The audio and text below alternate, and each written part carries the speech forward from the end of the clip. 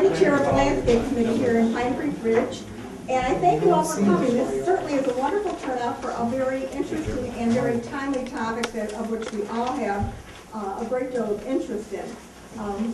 I want to introduce also a few members that are here, members of the landscape committee. And my co-chair on this particular project is Joyce Sutter from Pine Creek Ridge Bluffs, and Joyce Brown, and let's see who else. Anybody else on the committee?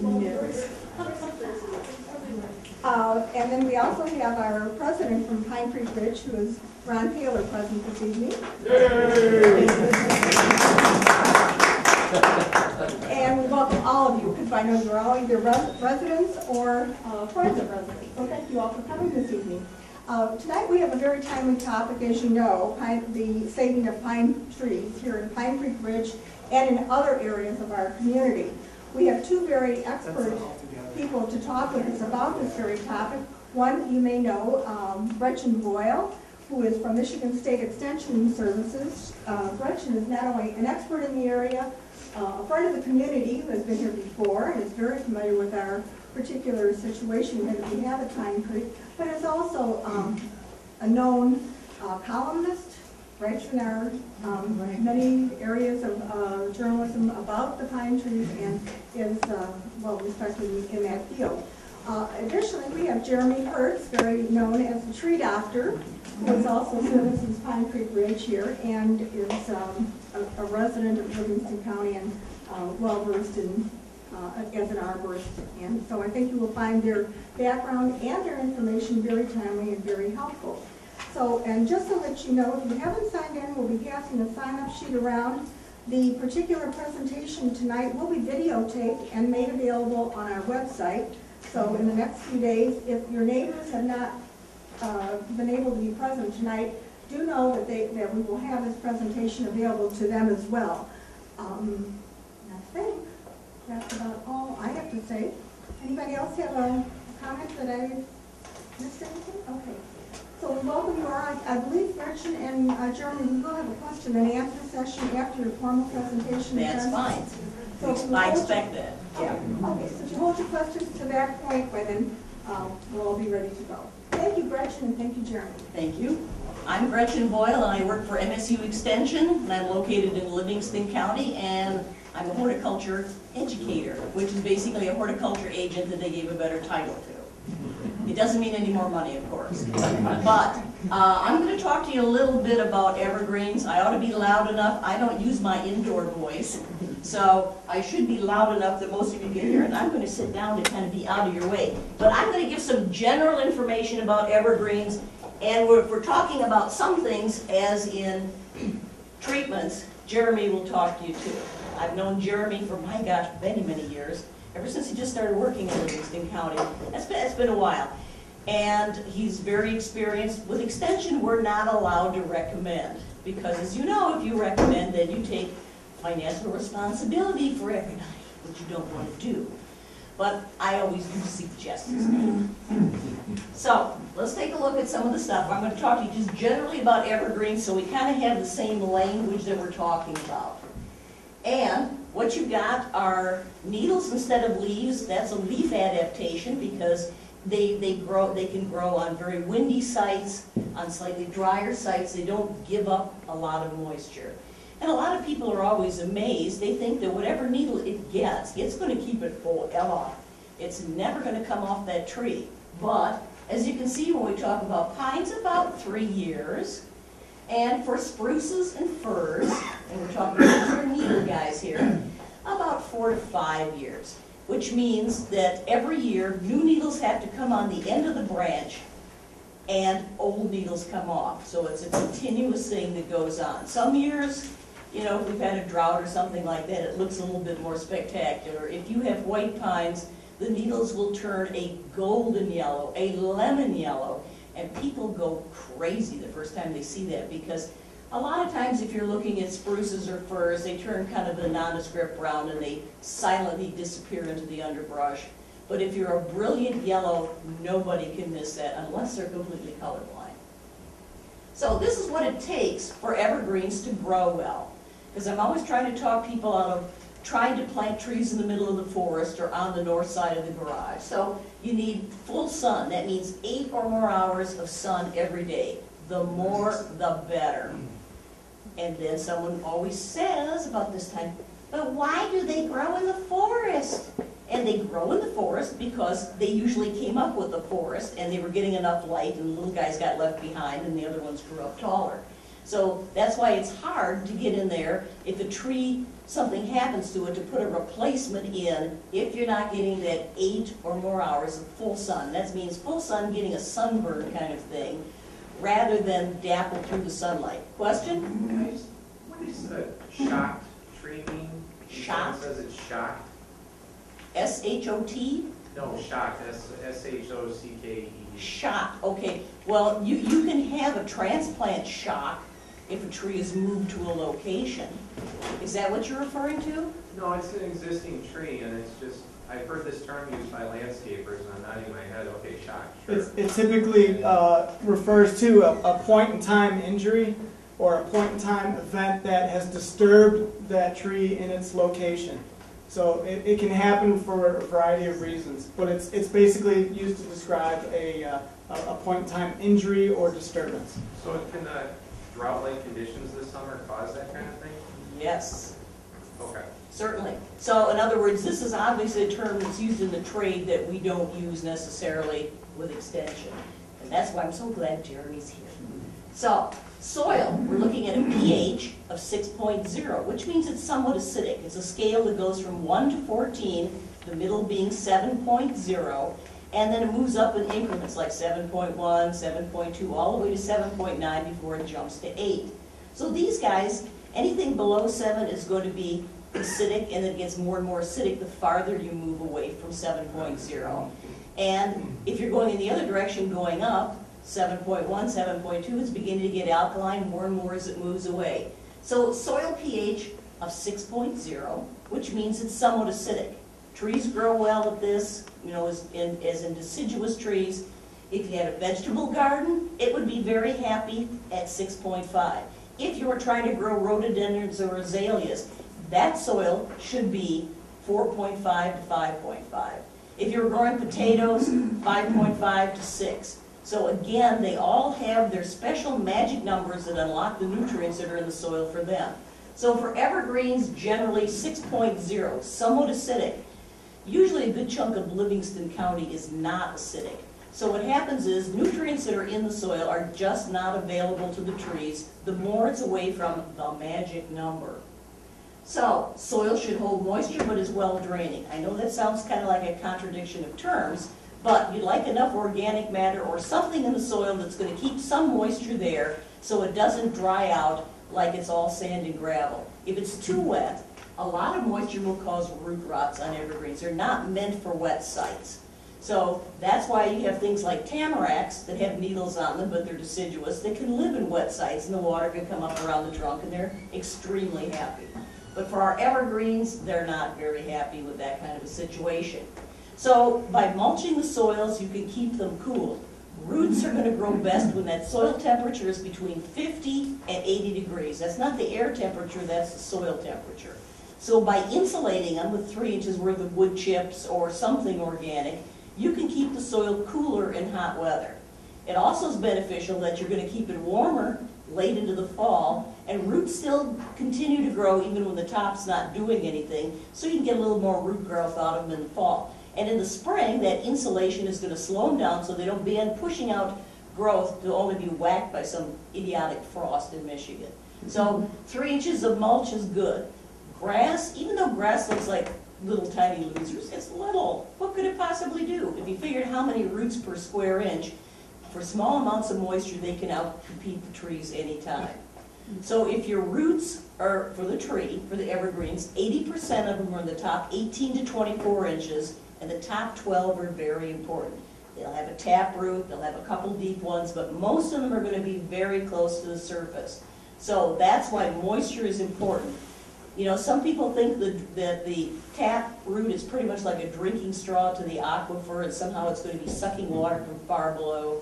The woman that told me that said, oh yes, they can pull water from deep, deep below. And I said, my well is 72 feet deep. Do you mean to tell me that taproot would go that far? And she said, I think so. No, the taproot is not going to be that deep. So they're dealing with surface water. It's going to have to come down from above, whether it's out of the hose or whether it's raining. And you got to water them when they're dry. The magic number is 1 inch of water per week. So if you have a rain gauge out, that's a real great tool for about $3. You can figure out how much water is coming down. So if you had a rain gauge out, I was in Brighton yesterday and it rained like crazy, and I rushed home to see what I had in my rain gauge, and I had 2 drops sitting next to each other like 2 little drops of mercury. There was nothing in that rain gauge. If I had judged from what I saw in Brighton, I was so excited, I might not have to water some things. Well, it didn't work out. So 1 inch of water a week. And the problem is, if you're using a lawn irrigation system, they just can't get enough water down to roots. If you got it adjusted correctly, you're going to be watering about the top 3 inches of soil. It usually runs every other day or every 3rd day, depending on it, and you're accumulating 1 inch over the period of a week. But it's in such small increments that if there's any lawn there at all, it gets it. And even if there isn't, there aren't that many roots in the 3 inch height from below the surface that are going to be able to get them. So, and they got to have adequate space for growth. One of the interesting things with some of the studies that have been done is that if you have a big forest and something happens to a tree in the forest, and occasionally the well-intended but not knowing homeowner goes out and then rips the roots out of the guy that went bad on it. Well, what happens is all these roots are kind of knitted together. It's like having a bowl of spaghetti. When you suddenly remove that chunk of roots, often with windstorms, trees fall into the hole because they've lost that support that they had before. So they're all mixed up together, they're all competing with each other, but they also offer each other support. So if a tree is cut down, even though those dead roots are still in the way, they're still offering some support for the guy next door to help hold them up. Trees in forests develop small root systems just because there's so many guys around them. And you might periodically soil test to check to see what your soil pH is. Does it need to be adjusted? Is there enough nitrogen and phosphorus and potash and magnesium in the soil? Calcium, you can almost be guaranteed there's going to be enough of that. This area was the bottom of a prehistoric ocean for a long time, and lots of things with little calcium shells fell to the bottom. And pretty much that was the end of that, and they ended up being ground up by the glaciers.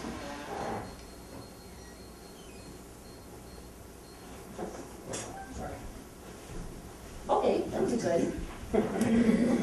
So, let's talk about some of the different kinds of evergreens that you can get.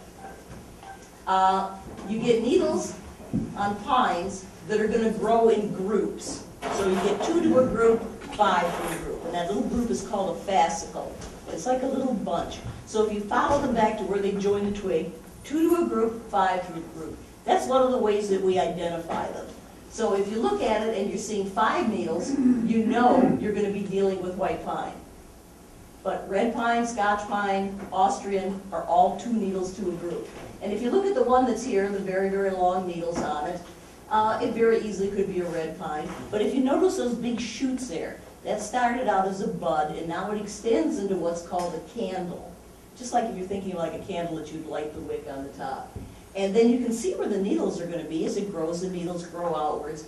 And so every year, you have to have new growth on the ends of the branches.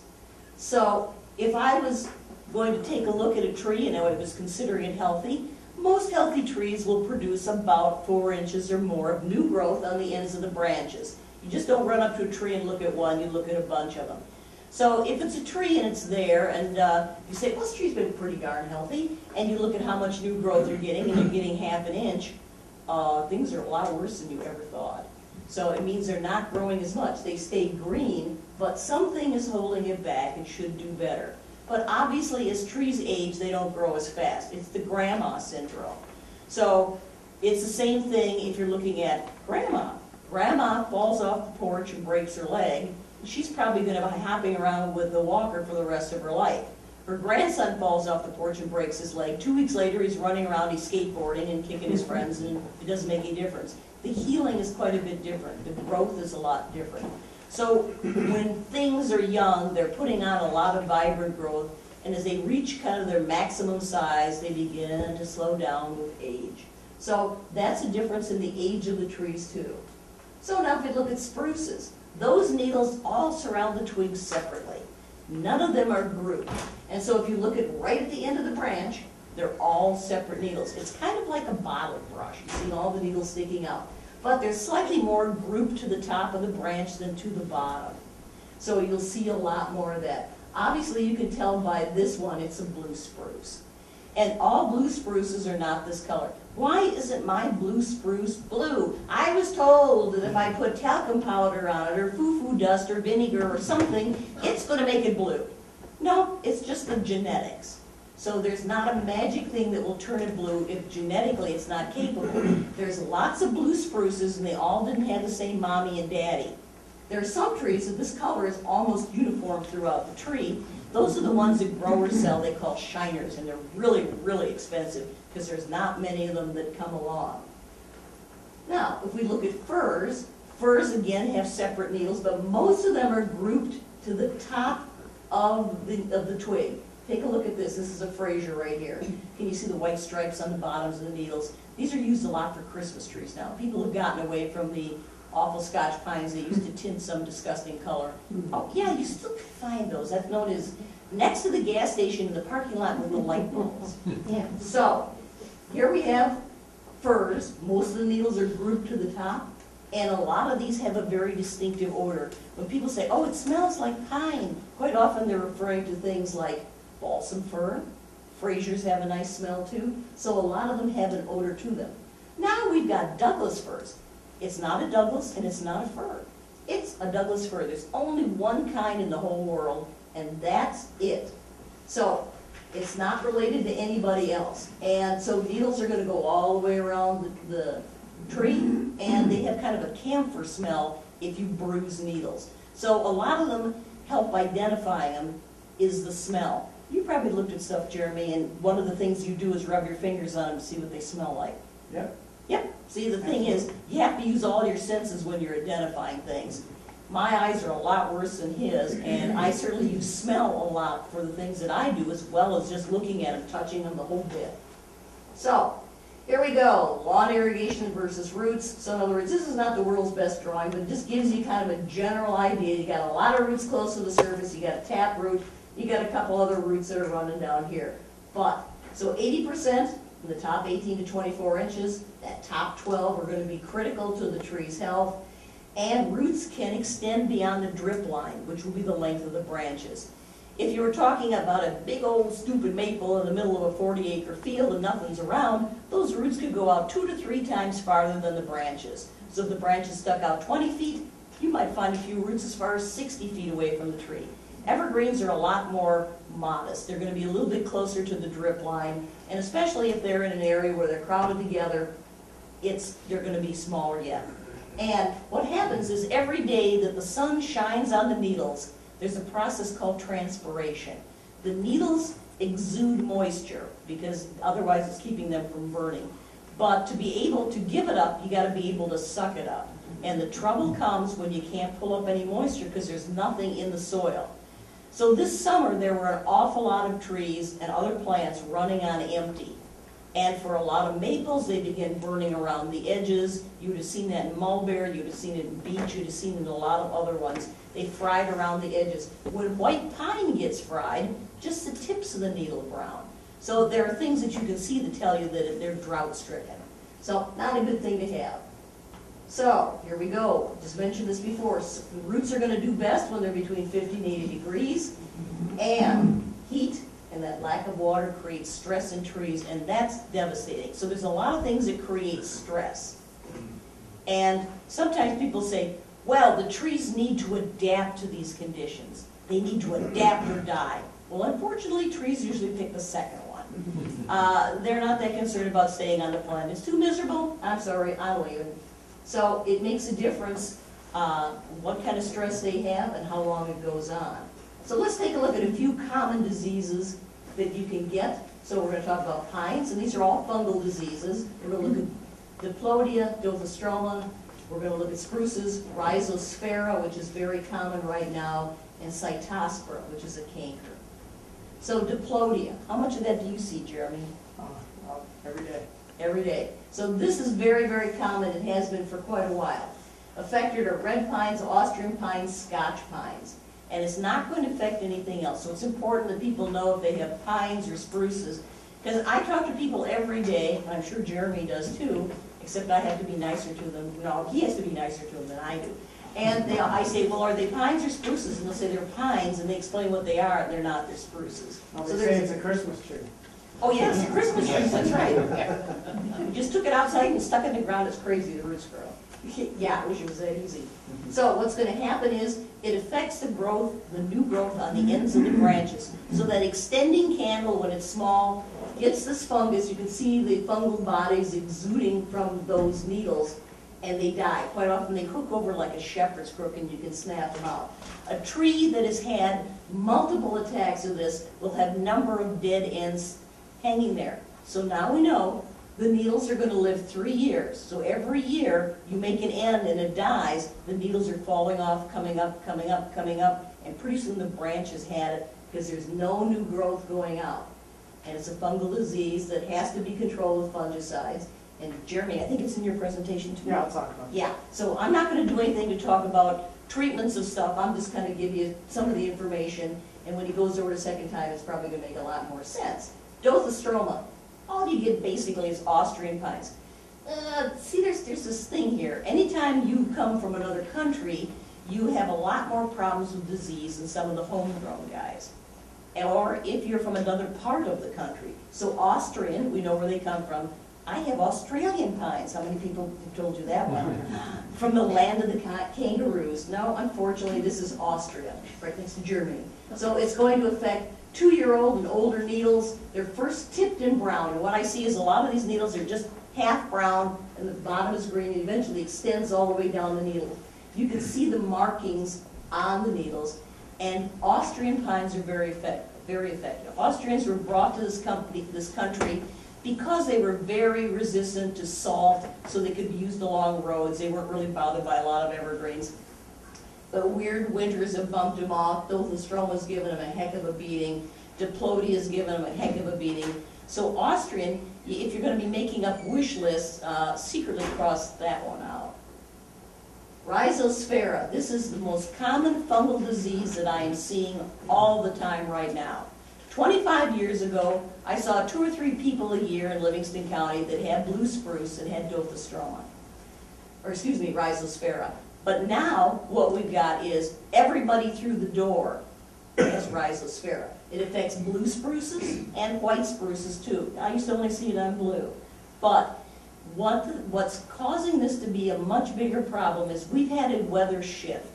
I don't care if you blame Adriana Huffington or the new president, whoever that will be. You know, we've had a weather shift.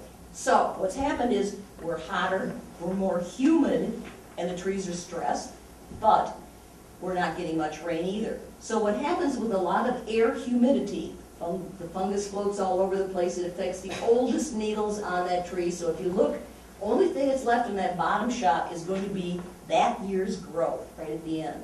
First year, you basically get a bye, you don't get it. It's the second year you're going to become infected. So if this was right now, and I pulled off those needles, I'm going to find some that already have those little black spores exuding from the needles. On the needles are rows of stomata, little openings there that are involved in gas exchange for the needle. And they should be little rows of little white dimples. You really don't notice them as a whole, but when you get Raisa SFera, you end up with what looks like a black ping pong ball sticking out of the hole. So it means the needle is infected. And if you have a lot of needles infected, ones without it will fall off too because the rest of the branch is failing, so it'll take the other guys with them.